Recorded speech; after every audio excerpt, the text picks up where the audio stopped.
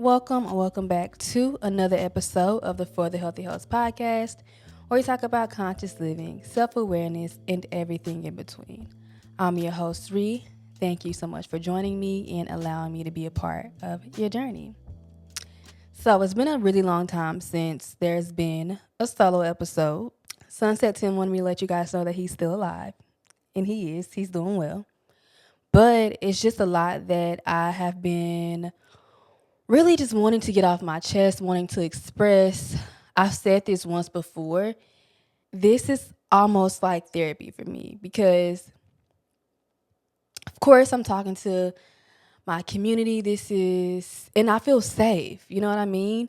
But also, it's just me telling my story. And y'all know, I tend to put a lot of pressure on myself. And that's not any different today, especially since I'm alone. It's been a long time since I've been here alone, and my co-host tends to carry my weight when I'm not doing so good, or when I feel like I'm not doing so good. And he's not here today, but I keep telling myself that whatever I have to say, there's no wrong way to say it. This is my experience, my journey, and as long as I'm speaking from my heart and from my soul, it'll be fine.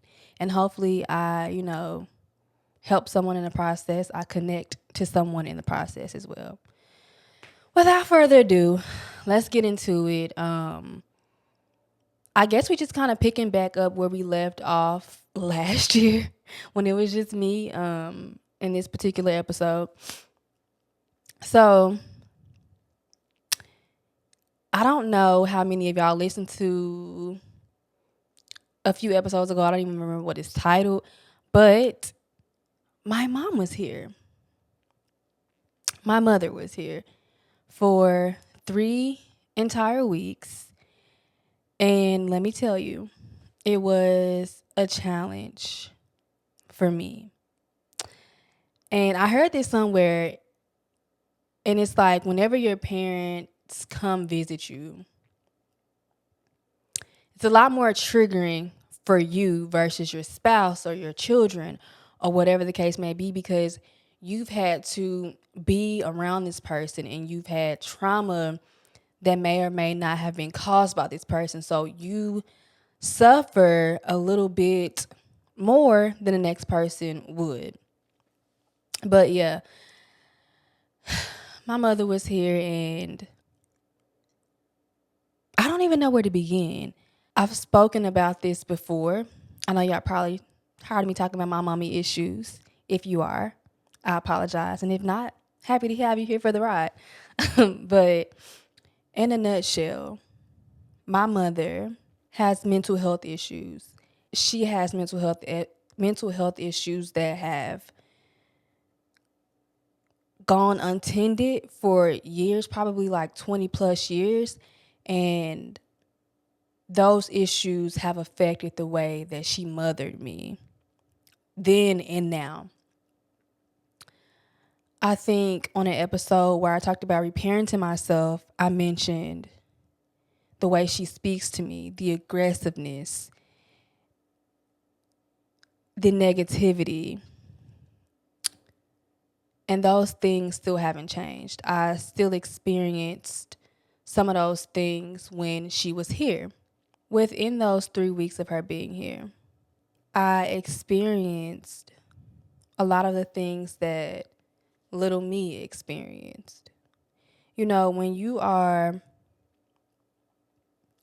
growing up, when you're a child, you may not realize and you may not understand that a lot of the treatment and a lot of the things that are happening in your life, you may not realize that they're not normal, that you shouldn't be experiencing such things, right?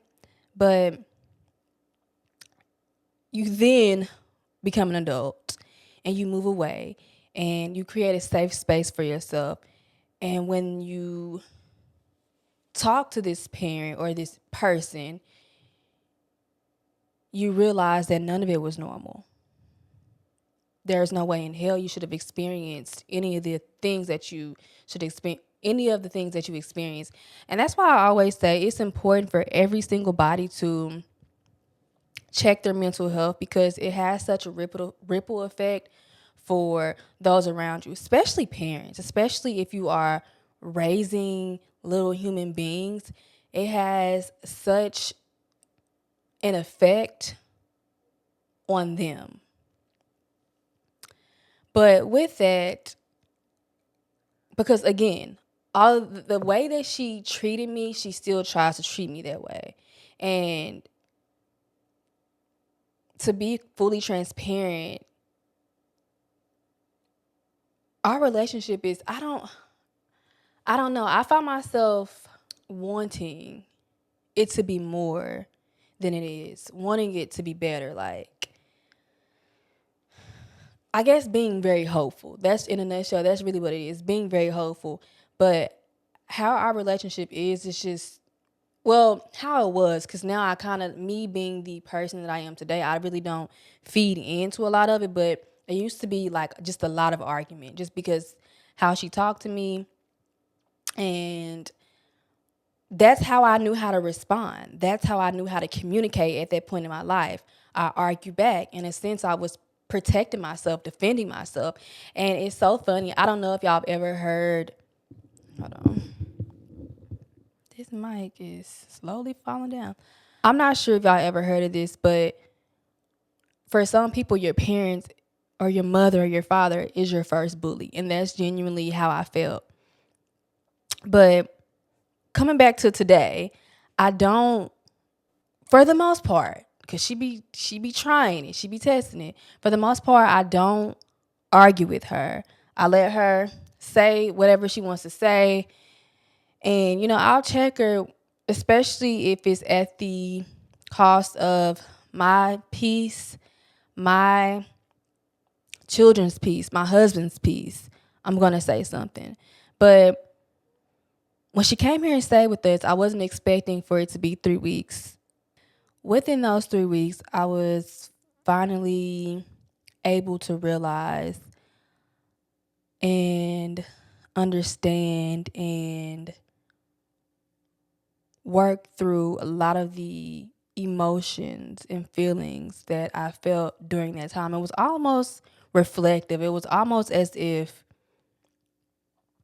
I was the future me looking at, or I guess the present me looking at the past me, the little me going through these things. And I just wanted to, give her a big hug, but I realized that I felt suffocated. I didn't feel safe. I don't know how many of y'all are on social media, but I have this crochet bucket hat, and the entire time she was here, I wore that hat. And I told Travis, because I don't know if he asked me about the hat. I don't really know how the conversation came up, but I remember telling him, I feel safe when I wear this hat. So I'm going to keep wearing this hat. It's just so funny, like the little things that we gravitate towards, or something simple as a hat can make me feel safe in the midst of all that was going on. I also felt invalidated, and I now truly, truly, truly see this. I think for a large part of my life, probably up until a couple of years ago, I looked for validation so much from external sources. I was trying to fill this void within me. Of course, I longed for the validation from my mother, but I just didn't feel that. I'm not going to get too deep into that, but yeah, y'all know, when it comes to validation, you literally cannot look outside. You have to look inward. I had to take that mic off because it kept falling down. It kept getting on my nerves. It kept sidetracking me. So I had to remove the mic. And I don't know why I feel like a weight lifted off my shoulder after that.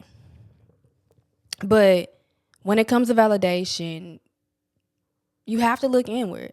And as a child, you should feel validated from your parent. You should feel validated from your caregiver and your guardian.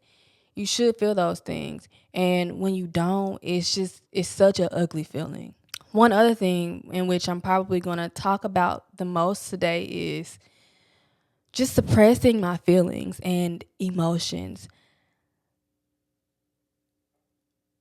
Because I think this goes hand in hand with feeling silenced, and just not wanting to speak up for yourself. Because although our past relationship consisted of a lot of arguments, there was a long period of time where I didn't say anything back.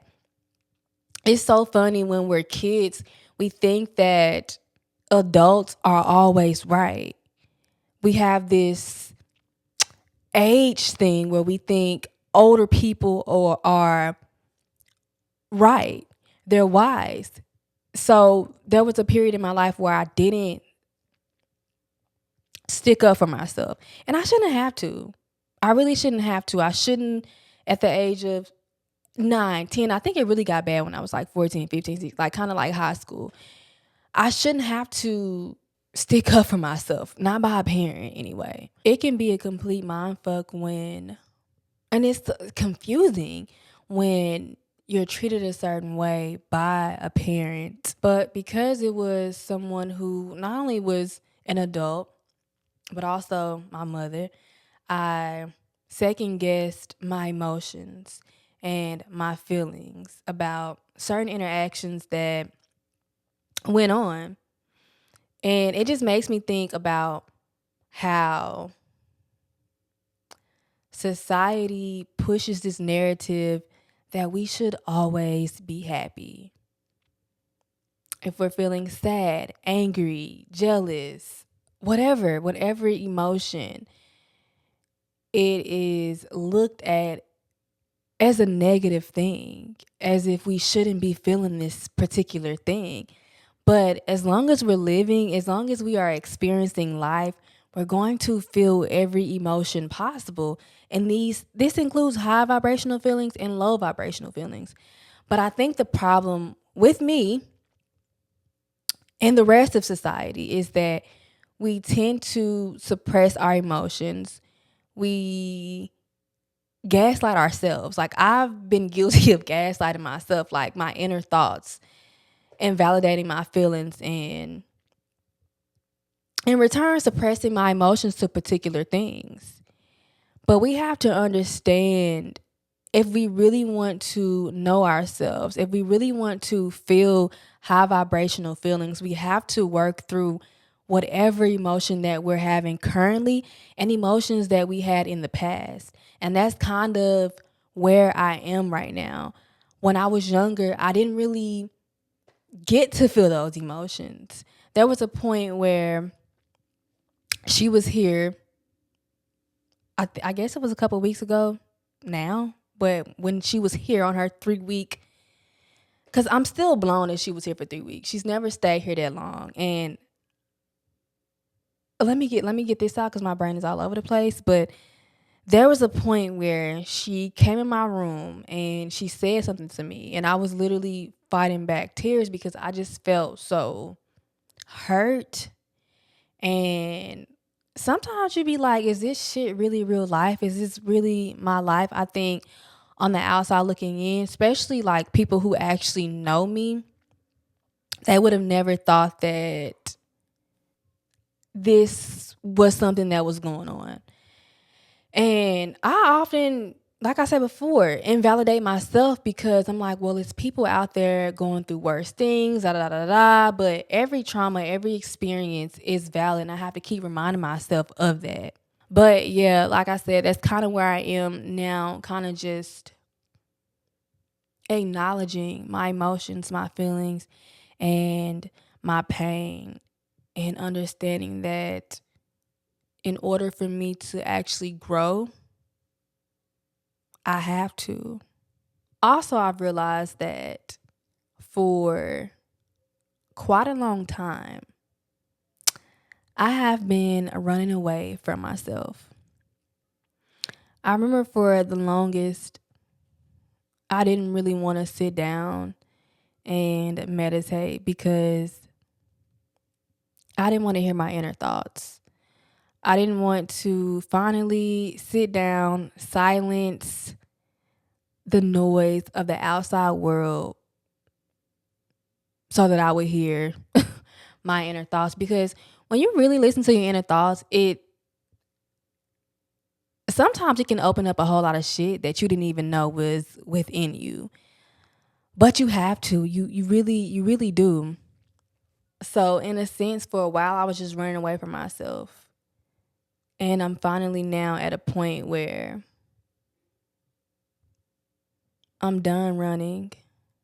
There is nothing within me, within my inner thoughts, my feelings that I cannot handle. Running away from myself is by far one of the easiest things that I've ever done. It's easy. When I finally decided to stop running, it got harder. It did. It got harder. I wish I could sit here, lie to you, and tell you that my life got so much easier when I stopped running. If it was that easy, a lot of people will be doing it. We would live in a more peaceful, a more balanced world. If it was easy, a lot of people would be doing it, trust me. But when I stopped running, I had to finally deal with those emotions and those feelings that I had stored in me for so many years. And when you have, or when you've been holding on for something for so long, those feelings and emotions intensify, especially if you've been telling yourself that you're wrong and you've been invalidating yourself and you've been playing yourself. You know what I mean? When you finally get to feel those emotions, because I think that we suppress our emotions as a human race. We've been suppressing our emotions for so long that we don't even know how to feel them. We don't even know where to begin. And I think that's a whole nother conversation in itself. But when you do finally feel them, shit gets harder. It gets harder. But then it starts to slowly get a little bit easier every day. It feels like a weight is lifted off of your shoulder. And something that I struggle with is just being angry and being resentful of my mother because of the way that she raised me, the way that some of the things that she said. And I can't wrap my head around it, honestly.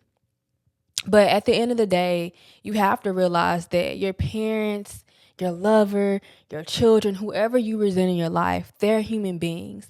And although your experience with them, not necessarily your entire experience, but some of the things that you've experienced with them by interacting with them had a negative effect on you, it has so much more to do with them than it does you.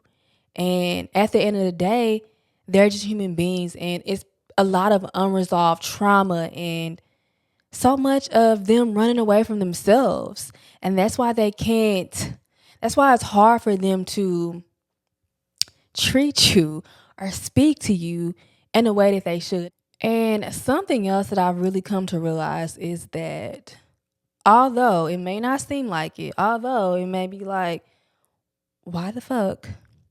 How could you?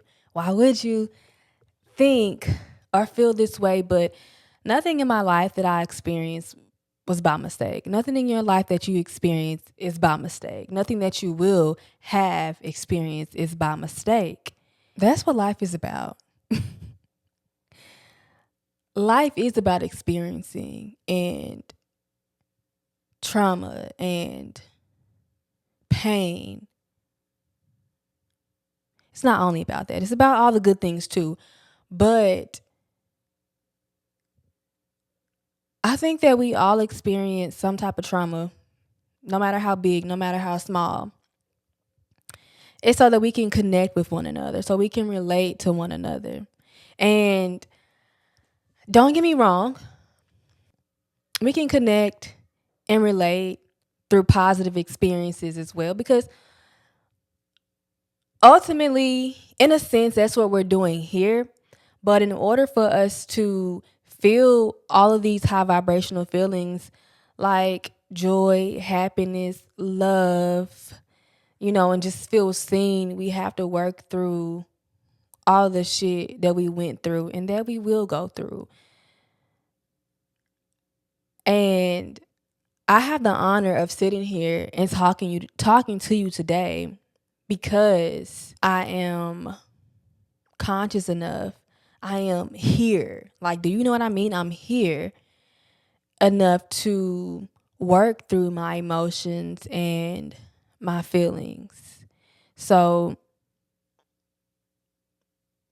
I'm starting to look at my pain as a gift,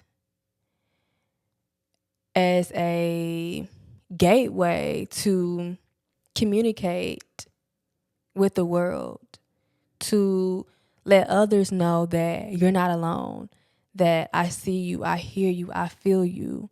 If you really sit down and work through all of your emotions, although the shit is hard, there's a light at the end of the tunnel. There's a light at the end of it all. So fast forwarding to current times, the present moment, I'm grateful that my mother was here. That time with her was because certain things now I can like look back on and just laugh, but during that actual moment, like I just thought I didn't know how I would get through it. And I didn't understand how I got through it. Like when I was living with her for 18 years of my life, I didn't really understand how I got through it. And it's just so crazy how so much fucked up shit like was going on with me as far as my anxiety and my gut health, which both are intertwined with one another. Anywho, I feel like I was supposed to be going up and I'm going back down. Fast forwarding to today. I'm feeling really, really grounded, starting to feel like myself again because during that time I FaceTimed a friend and she immediately noticed. She was like, "You're not yourself. You you're literally your younger self right now. You're your younger self," because I was just searching for safety and for security during the time that she was here. Hence my little crochet bucket hat. But my friend could see that. So now I'm finally at a point where I feel like myself. I feel grounded because my family and we've worked really hard to create a safe space for ourselves, a space where we feel peace and tranquility and secure and love. All of the things that we love to feel. We worked hard to create a space like that.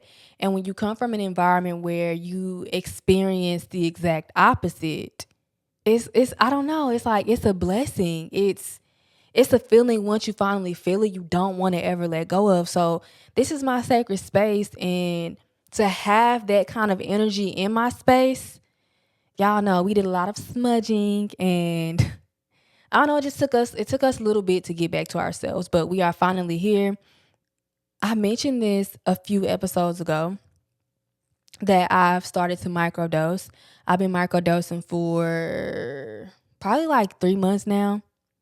And which in that episode I kind of like casually mentioned and I didn't really like talk about it at all. But the reason why I wanted to start microdosing, and like I'm not someone who just tries things. I done extensive research on this thing. I made sure that the person that I am getting or the brand that I'm getting the psilocybin from is trusted and all that good stuff. But the reason why I wanted to start microdosing is because I felt myself going into a depression. I've been there before, and I know what that feels like. And when you're in it, it feels like you're never gonna leave it. And I will do anything to never feel that feeling again. And the reason why I was feeling that way is because of someone else's experience. My mom, her experience. She was going through a lot of things. And it's so crazy because she's my mom and I love her. And y'all know I'm an empath, so I feel so deeply the experiences of others, especially those I love. And she has been going through a lot of things lately. And it would be to the point where, like, mental health things.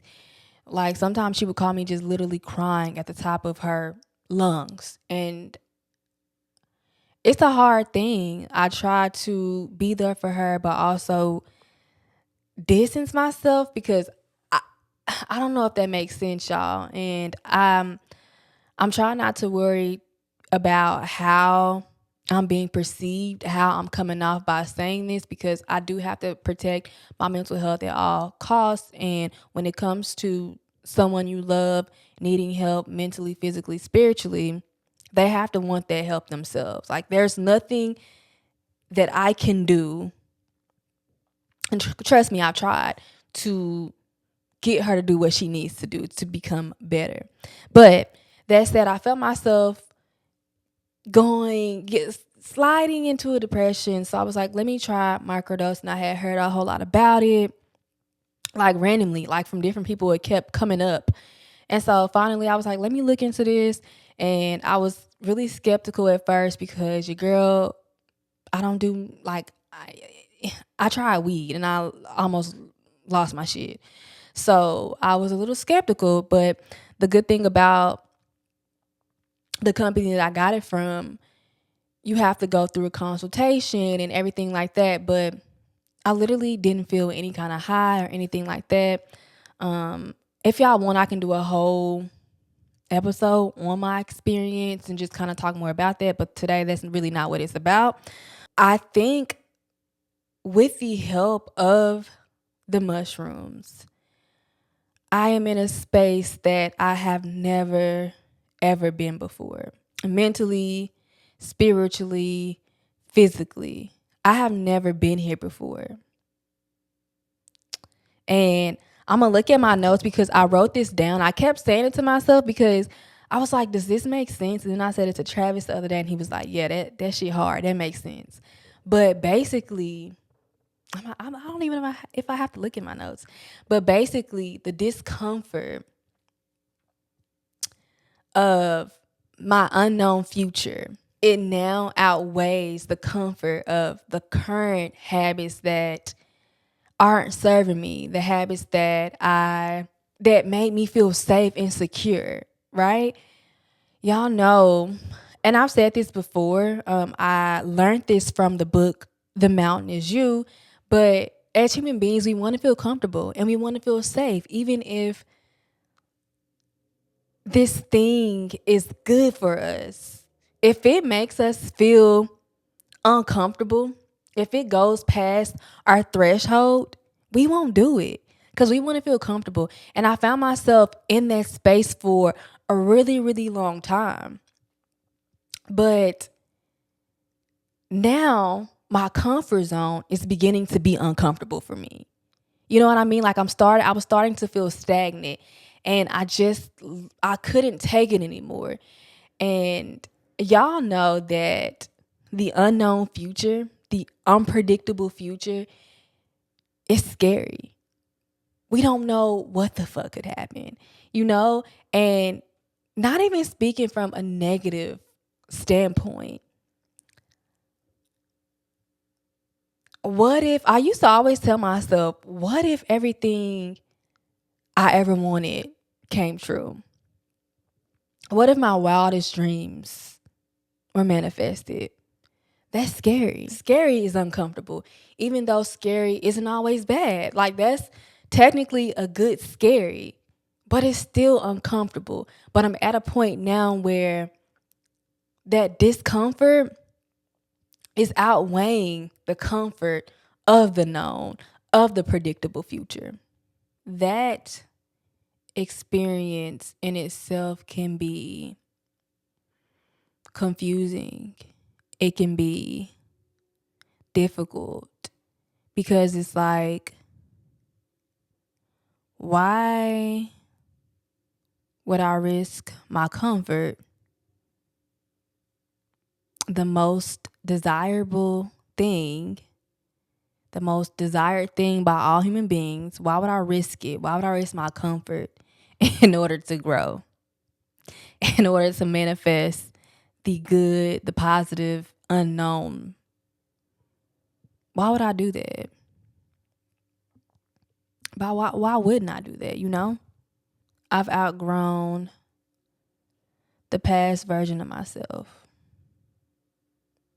The future version of me, I'm ready to be her. I am connected to her more than I'm connected to this version of myself. If that makes any sense at all. I'm starting to look like her. I'm starting to think like her. I'm starting to do the things that she do. I'm starting to problem solve how she problem solves.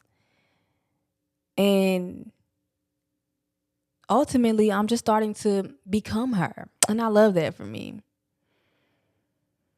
Sometimes when I think things and when I do things, it's like I don't even really recognize myself.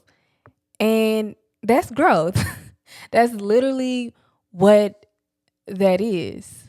And I think, especially when we are on a spiritual journey, I think we really desire that growth, you know? It's like we want that more than anything. We want to be healed and we want to be transformed into these future versions of ourselves more than anything at all. But just to go back, you have to heal that past version of yourself to become your future self. I've been on this journey for years, 8, 9 years. And I think I'm now finally becoming the person that I was meant to be. And at some point, I'm going to outgrow that person because I'm going to keep growing. I'm going to keep evolving. I'm going to keep seeking knowledge, not only about the world around me, but also about myself. So just keep that in mind when you are so desperate for growth of any kind. It happens very slowly, as it should. Something that is going to transform you, your mindset, your body, your soul. It should happen slowly. It should not be an overnight thing. If you run into any human being and sometimes it may feel like an overnight thing, but it's really not overnight. But if you ever run into a human being and they tell you that their journey was an overnight thing, you need to side eye them because that's not the way it is for most of us. But I'm going to get ready and end the podcast here. I hope that I wasn't all over the place, which I know I probably was because that's how it's done here. It's, what does Travis say? It is organized chaos. But that's why y'all love us. And that's why y'all love it here. I'm sending you so much peace, so much love, so much abundance, and everything you need in this moment. Talk to you next time.